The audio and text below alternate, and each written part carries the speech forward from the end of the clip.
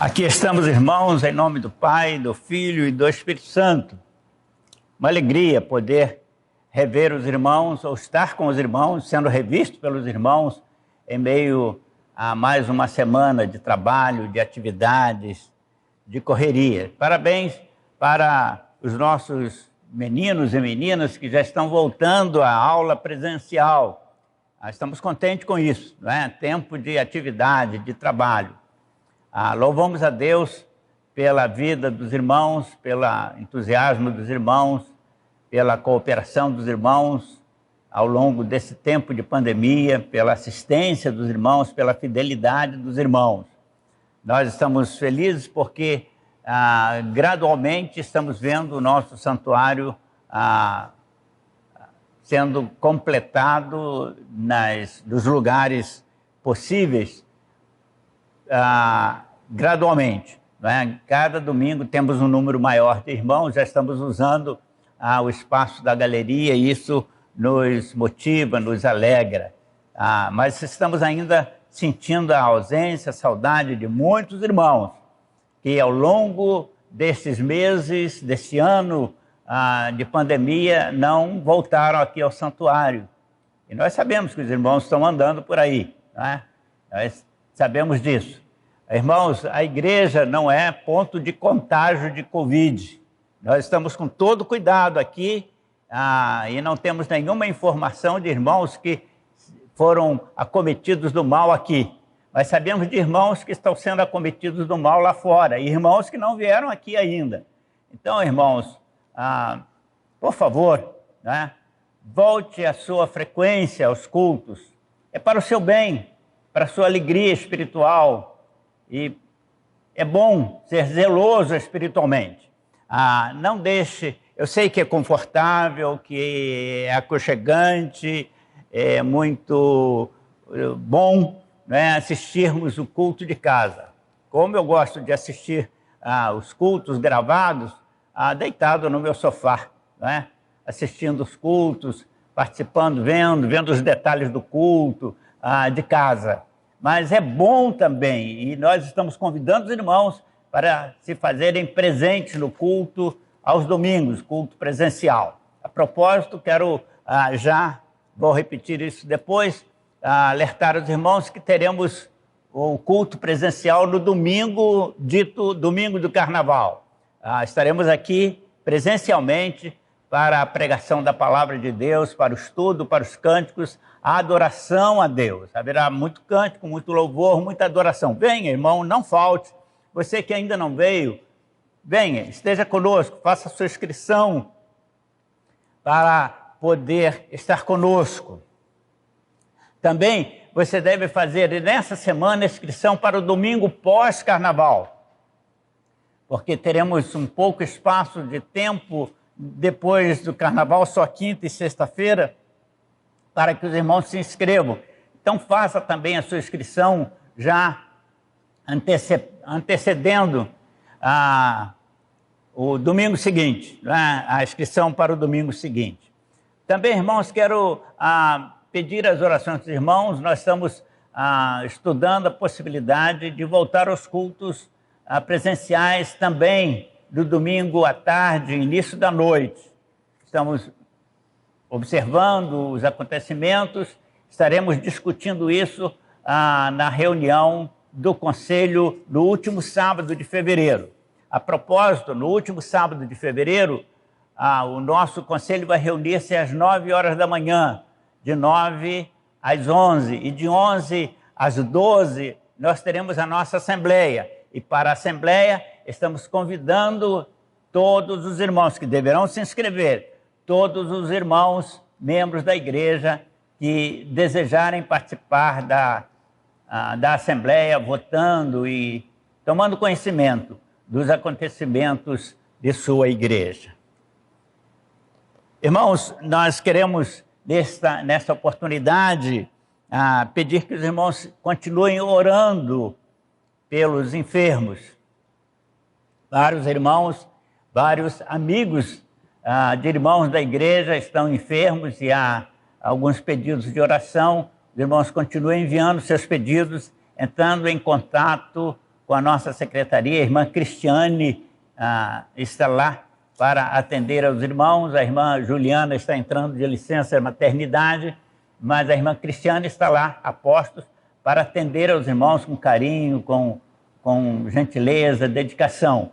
Então, façam isso, entrem em contato conosco, ou no domingo, coloquem, digitem no seu computador e coloquem o seu nome, o seu pedido de oração, gravando, para que possamos estar orando aqui no templo.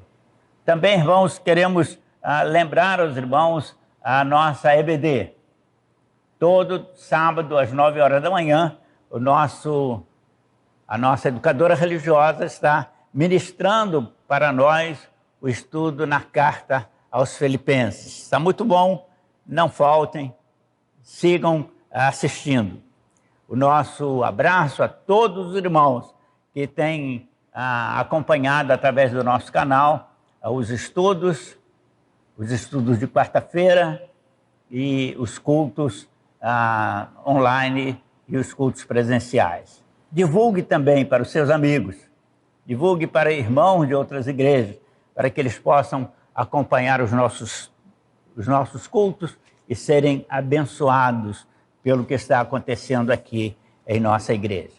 Oremos ao Senhor. Pai, te agradecemos pelo privilégio de estarmos na tua casa, estudando a tua palavra, e pedimos ao Pai que continues orientando-nos através do teu Santo Espírito, para que como igreja possamos continuar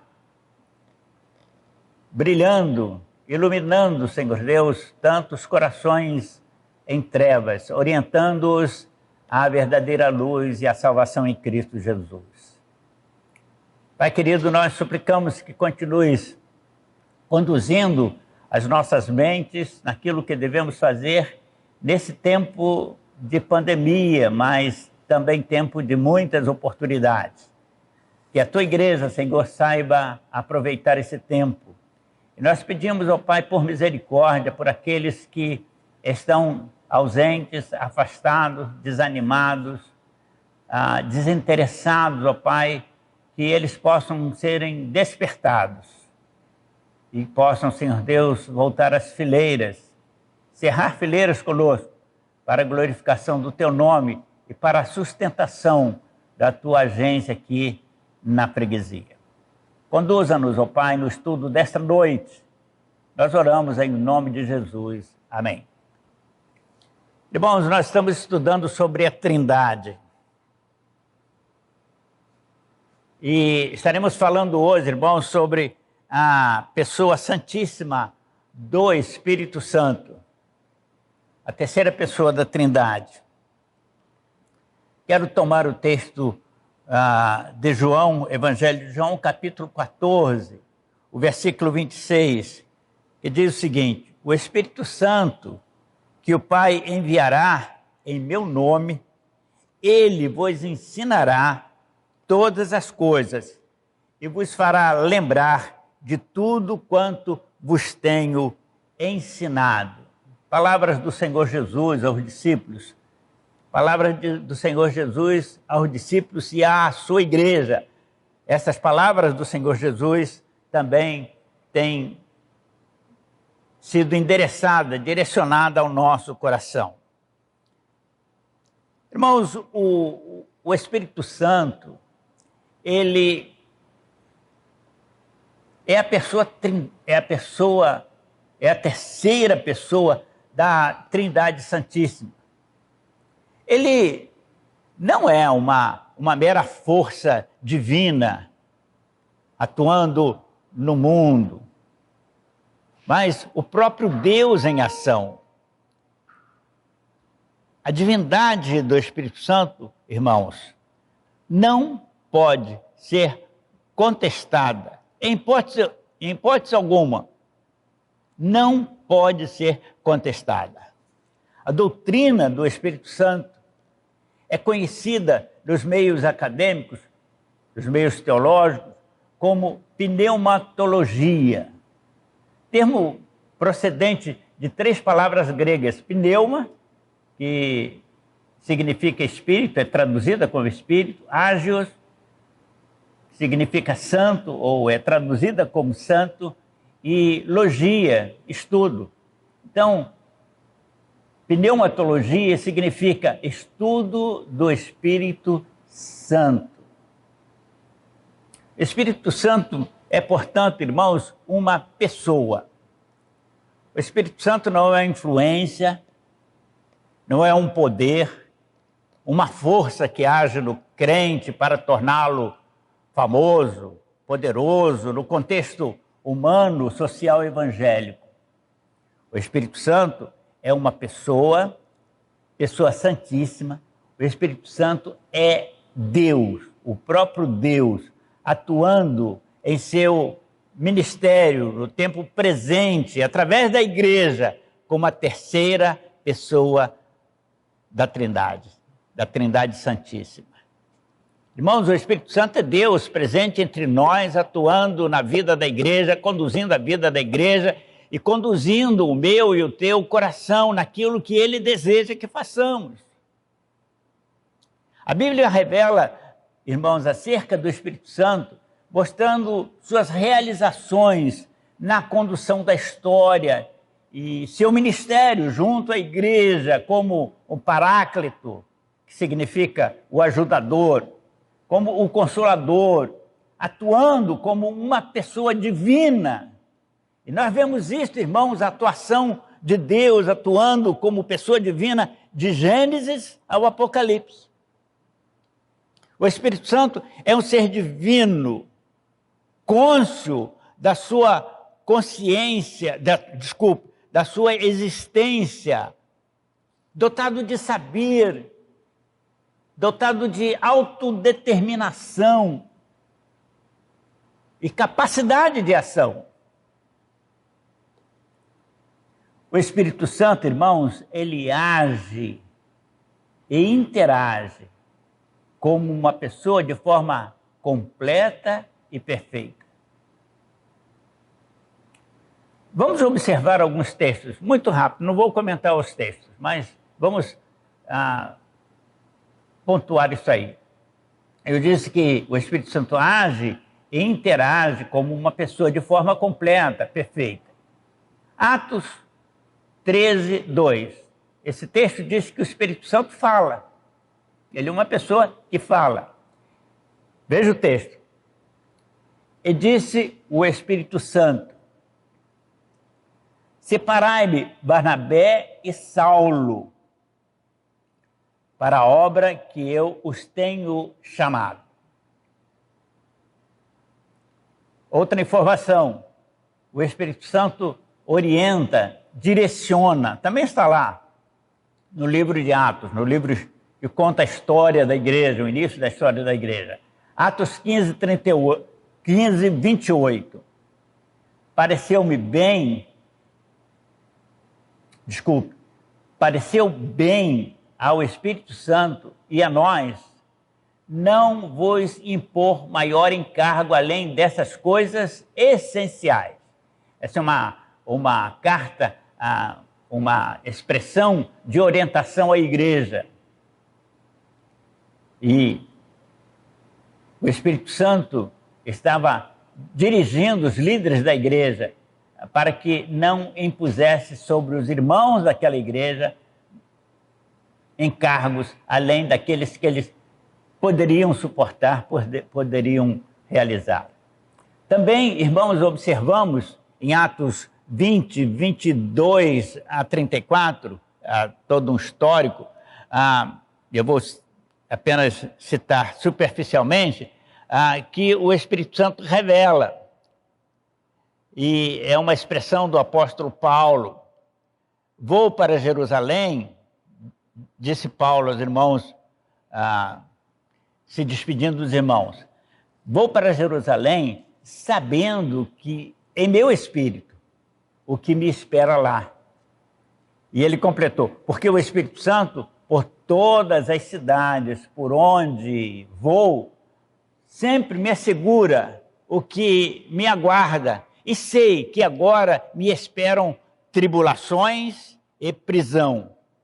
Porém, eu não considerarei minha vida como preciosa, contanto que complete o meu ministério que recebi do Senhor Jesus Cristo para testemunho do Evangelho da graça de Deus. Como disse, expressões do apóstolo Paulo. Também observamos, e agora na carta de Paulo aos Coríntios, capítulo 2, 13, que o Espírito Santo ensina.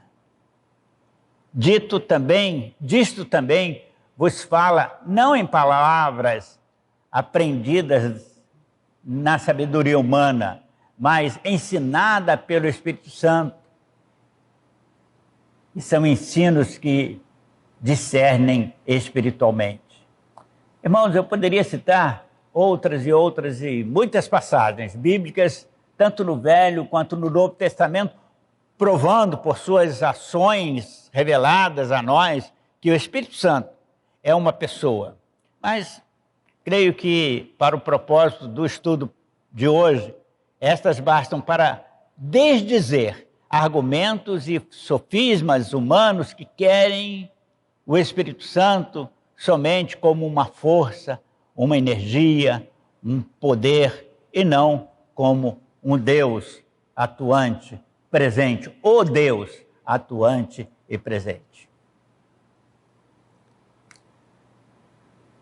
A Bíblia, irmãos, teologicamente identifica como o Espírito Santo como a terceira pessoa da Trindade e atribui-lhe os mesmos atributos existentes em Deus Pai, o Criador, no Deus Filho, o nosso Salvador. E a Bíblia mostra o Espírito Santo partícipe e atuante em todos os atos divinos a partir da criação, pois ele é Deus. Vamos observar também essa atuação. Gênesis 1, 1 e 2. Claro, o versículo não vou citar o versículo completo, mas Gênesis 1, 1 e 2 diz o seguinte: no princípio Deus criou, e o Espírito de Deus pairava sobre a face das águas. São dois versículos, são frases tiradas dos dois primeiros versículos da Bíblia. O Espírito de Deus criou, no princípio criou Deus, estão lembrados? E o Espírito de Deus pairava sobre a face das águas. O Espírito Santo, irmãos, ele age e interage como uma pessoa na forma completa e perfeita. Gênesis 6:3. Então disse o Senhor: não contenderá o meu espírito com o homem, porque ele é carne, e seus dias são de 120 anos. Ali naquele episódio, após o dilúvio, nós vamos estudar isso nos sermãos dominicais do culto presencial, um pouquinho à frente, sobre o dilúvio, e vamos nos referir a essa expressão, mas estamos tirando daquele contexto para este agora, não é? São situações em que o Senhor se identifica como pessoa, e ele diz: olha, o meu espírito não vai brigar, não vai contender, não vai disputar com o homem. O homem é um ser que vive 120 anos, e ele é o Deus eterno. Os atributos naturais de Deus, imanente, transcendente, que o faz o ser supremo por excelência, são atribuídos ao Espírito Santo, fazendo dele o Espírito eterno, Espírito de vida que transmite vida, o Espírito onisciente, onipotente, onipresente. E sabemos que estes são atributos que somente Deus os tem, somente Deus possui semelhantes qualidades. Quanto ao homem, é o Espírito Santo que tem a missão, a finalidade de levar o pecador ao Salvador.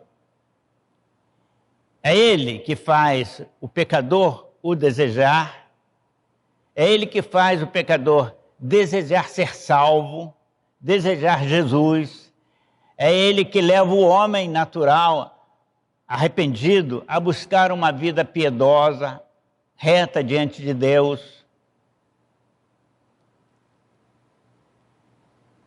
E nós cremos, irmãos, e pregamos e anunciamos que é o Espírito Santo quem convence o homem do pecado, quem convence o homem da justiça e do juízo final, constrangendo-o a receber Jesus Cristo como Salvador e Senhor, como seu Redentor. No entanto, irmãos, presta atenção nisso. No entanto, a Bíblia diz que é possível sim, é possível o homem resistir e dizer não ao Espírito Santo. Porque o homem pode rejeitar o Senhor e Salvador. A principal manifestação do Espírito Santo na vida de um salvo é o de convencê-lo a ter uma vida pautada em pureza e santidade. Ser santo como Deus é santo, como o Senhor é santo. A atuação do Espírito Santo na vida do crente visa dar-nos poder sobre o pecado. Mas, irmãos, o homem, o pecador impenitente, pode resistir ao Espírito Santo e não querer ser salvo. Quando ele resiste ao Espírito Santo, resiste ao apelo do Espírito Santo, diz não ao Espírito Santo, ele está assinando a sentença de condenação dele. Porque sem Cristo não há salvação. Se ele não se convence do pecado da miséria, que é um trabalho do Espírito Santo, realizado pelo Espírito Santo na vida, no coração do pecador, ele nunca vai ser salvo. O pecador que é impenitente resiste ao Espírito Santo corre sério risco, pois se morrer fisicamente nessa condição, ficará perdido como pecador impenitente eternamente, porque resistiu ao Espírito Santo, recusando a salvação, e isso é imperdoável.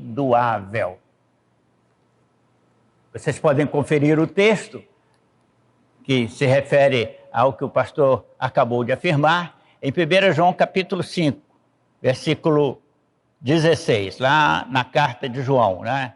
Apóstolo João, sua primeira carta, capítulo 5, versículo 16. E também um texto clássico, Hebreus capítulo 9, versículo 27.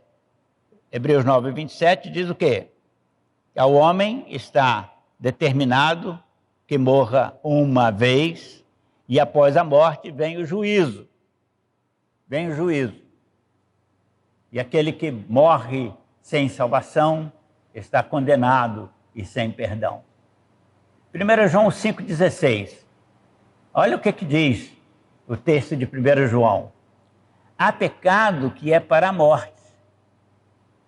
Pecado da rejeição, da resistência ao Espírito Santo, a rejeição ao apelo do Espírito Santo, gera morte.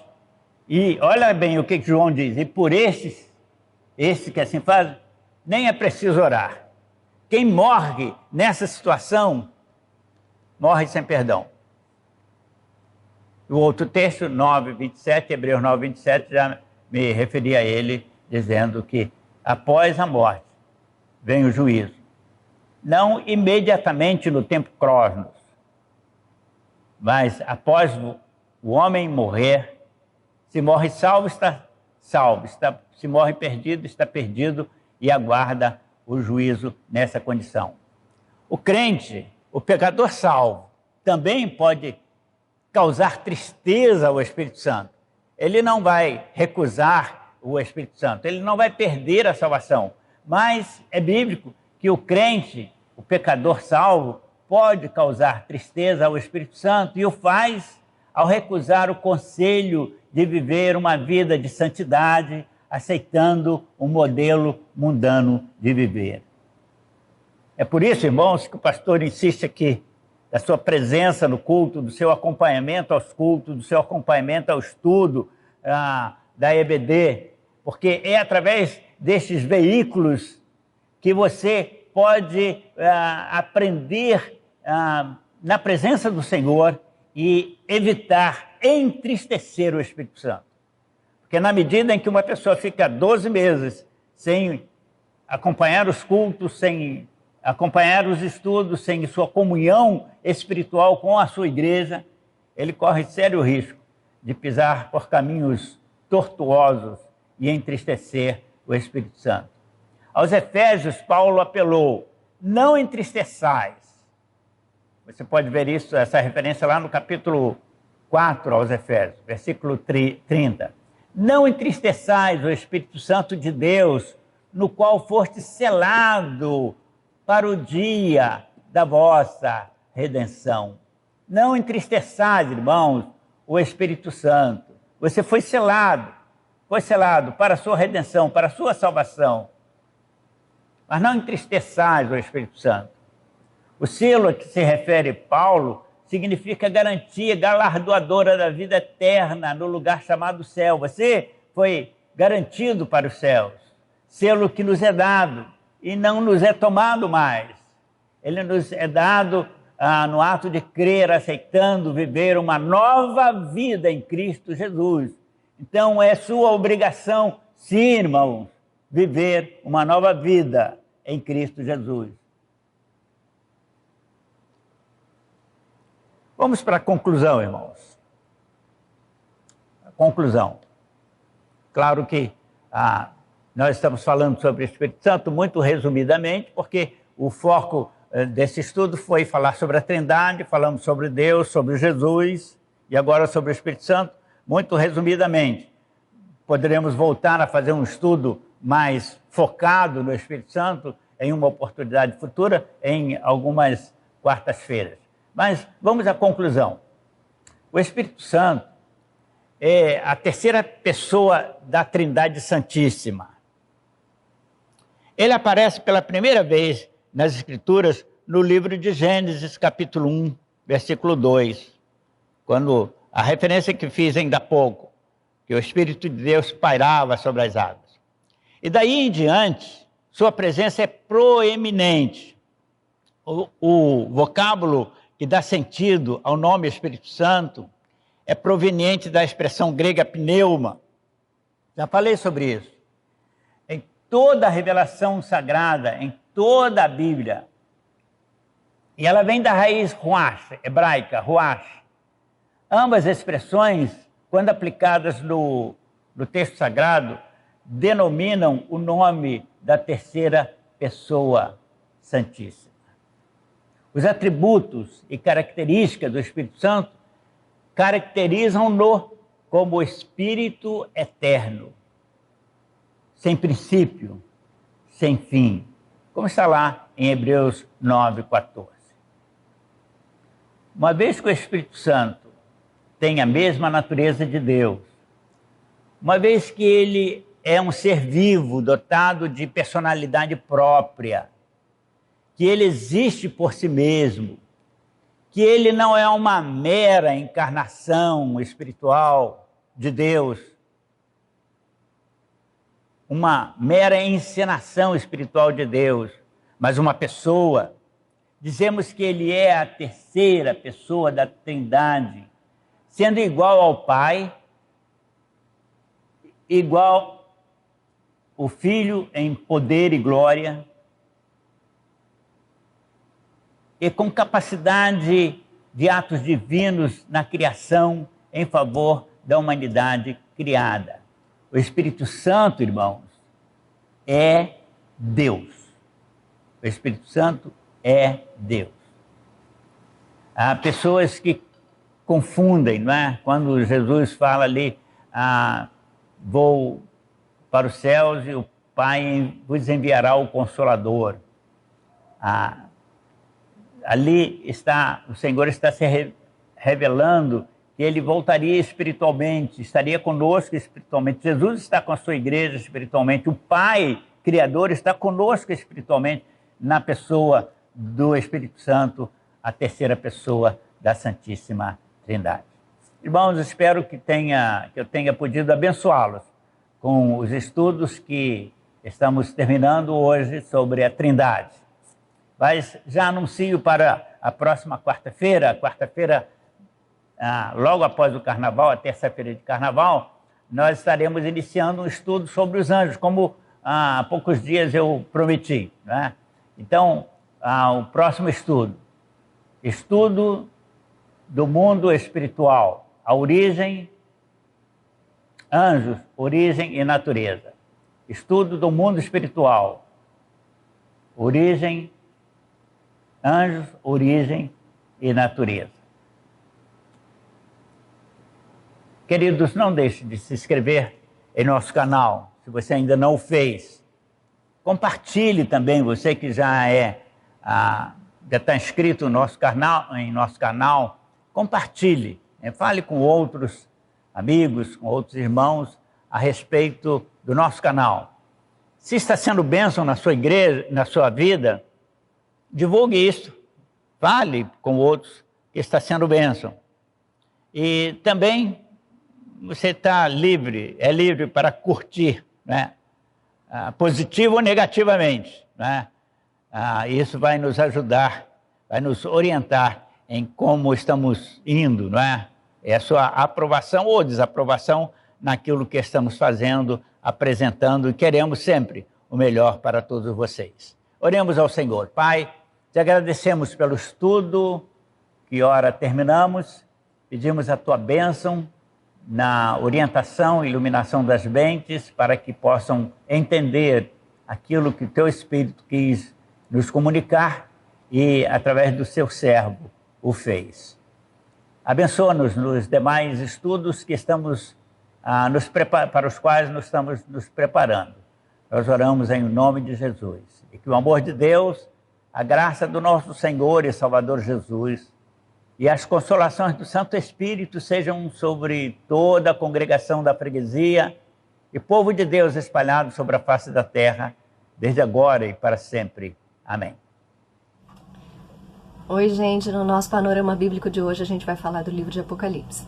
Ele foi escrito pelo apóstolo João, um dos discípulos mais próximos de Jesus, que também escreveu ali, né, o Evangelho, a primeira, segunda e terceira carta de João. Apocalipse ele tem uma característica diferente, né, porque foi uma revelação do próprio Deus, através do Espírito Santo, que João recebeu ali da voz do próprio Jesus, que escrevesse todas as visões que ele estava recebendo sobre o futuro, sobre as coisas que aconteceriam no futuro. Foi um momento onde a igreja estava sendo perseguida, né? O cristianismo estava sofrendo ali grande perseguição e o apóstolo João estava preso na ilha de Patmos, né, por pregar o Evangelho.